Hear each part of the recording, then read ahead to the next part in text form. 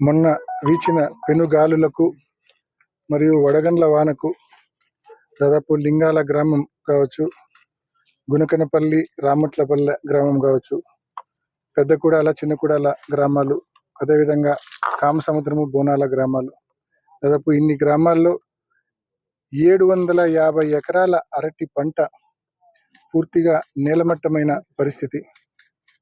సరిగ్గా 3 వారాల క్రితమే తాతిరెడ్డిపల్లె, పార్నపల్లె, కోమన్నూతల తదితర వెలిదండ్ల తదితర గ్రామాల్లో కూడా 1420 ఎకరాలు, అంటే కేవలం 3 వారాల వ్యవధిలోనే ఒక్క లింగాల మండలంలో అరటి రైతులు దాదాపు ఈ పెనుగాలుల వలన కావచ్చు, లేకుంటే వడగండ్ల వాన వలన కావచ్చు, 2150 ఎకరాల పంట నష్టం వాటిల్లింది. ఇది ఒక్కొక్క ఎకరా సాగు చేయాలంటే కనీసం 1.5 to 2 lakhs ఖర్చు వస్తూ ఉంది. అంటే 1,50,000 నుంచి 2 లక్షల రూపాయలు ఎకరా సాగు ఖర్చు వస్తూ ఉంది. మరి ఈ నేపథ్యంలో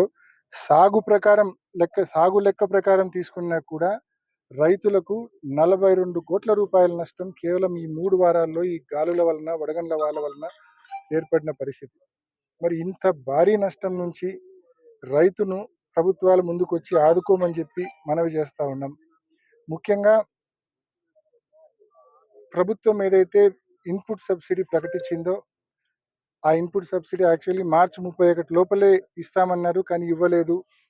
మొన్న జరిగిన నష్టానికి, మార్చిలో జరిగిన నష్టానికి ఆ ఇన్పుట్ సబ్సిడీ కూడా చాలా నామమాత్రం, అంటే ఎకరాకు 14,000, హెక్టార్కు 35,000 రూపాయలు. ఈరోజు సాగు చేయడానికి అయ్యే ఖర్చు ఎకరాకు 1,50,000 నుంచి 2 లక్షలు ఖర్చు అయితే ప్రభుత్వం ఇచ్చే ఇన్పుట్ సబ్సిడీ కేవలం 14,000. అంటే పంట నేలమట్టం అయిపోయినాక ఈ పంటను క్లీన్ చేయడానికి కూడా, పంట మొత్తము లేబర్ను పెట్టి క్లీన్ చేసుకోవడానికి కూడా ఎకరాకి 20 నుంచి 25,000 రూపాయలు ఖర్చు అవుతుంది. అంటే క్లీనింగ్ కాస్ట్ కూడా రాదు ప్రభుత్వం ఇచ్చే ఇన్పుట్ సబ్సిడీతో.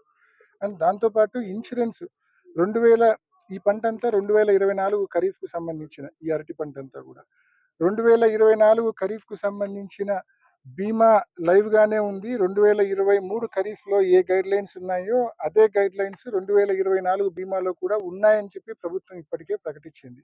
కానీ దురదృష్టం ఏంటంటే, దౌర్భాగ్యం ఏంటంటే, ప్రభుత్వము బీమా ఇచ్చేది వెదర్ బేస్డ్ క్రాప్ ఇన్సూరెన్స్. ఈ వెదర్ బేస్డ్ క్రాప్ ఇన్సూరెన్స్లో నష్టాన్ని అంచనా వేసేది మొత్తము మండలంలో ఉన్న ఆటోమేటెడ్ వెదర్ స్టేషన్ డివైజెస్ ఏవైతే ఉన్నాయో వాటిలో రికార్డ్ అయిన గాలి స్పీడును దృష్టిలో, విండ్ స్పీడును దృష్టిలో పెట్టుకొని రైతులకు బీమా ఇచ్చే పరిస్థితి ఉంటుంది. కానీ దురదృష్టవశాత్తు ఈ మండలంలో ఎక్కడే కానీ ఏ ఒక్క ఆటోమేటెడ్ వెదర్ స్టేషన్ కూడా పనిచేయడం లేదు. మార్చి 25వ తారీఖునే కలెక్టర్ గారికి కూడా హార్టికల్చర్ వాళ్ళు లేఖ రాసినారు. ఈ మాదిరి ఈ గాలులకు చెట్లు పడిపోతూ ఉన్నాయి, ఏ ఒక్క ఆటోమేటెడ్ వెదర్ స్టేషన్ కూడా పనిచేయడం లేదు, పని చేస్తూ ఉన్నాయి కూడా పూర్తిగా లోపభూయిష్టంగా ఉన్నాయి. కాబట్టి వాటిని ప్రామాణికంగా తీసుకొని రైతుకు బీమా ఇవ్వాలంటే రైతు పూర్తిగా నష్టపోతాడని చెప్పి హార్టికల్చర్ వాళ్ళు కూడా మార్చిలో కలెక్టర్ గారికి లేఖ రాయడం జరిగింది. అంటే ఇవన్నీ దృష్టిలో పెట్టుకొని లోపభూయిష్టంగా ఉన్న ఆటోమేటెడ్ వెదర్ స్టేషన్లు కావచ్చు, పని చేయని ఆటోమేటెడ్ వెదర్ స్టేషన్లు కావచ్చు, వీటిని దృష్టిలో పెట్టుకొని గాలి స్పీడ్ ఎంతున్నా కూడా చెట్లు పడిపోయినాయా లేదా అనేది ప్రామాణికం అంతే. అంటే ఒక మనిషికి బీమా ఉంటుంది. ఆ బీమా 20 కిలోమీటర్ల వేగంలో చనిపోతే ఆ మనిషికి బీమా రాదని చెప్పడము, 50 కిలోమీటర్ల వేగంలో ఆ మనిషి చనిపోతేనే బీమా వస్తుంది అని చెప్పడము ఎంతవరకు అది అర్ధరహితం కదా. ఇది కూడా అంతే, చెట్లు పడిపోయినాయా లేదా అనేది ప్రామాణికం. 2150 ఎకరాల్లో పంట నష్టం జరిగింది ఈ 3 వారాల్లో.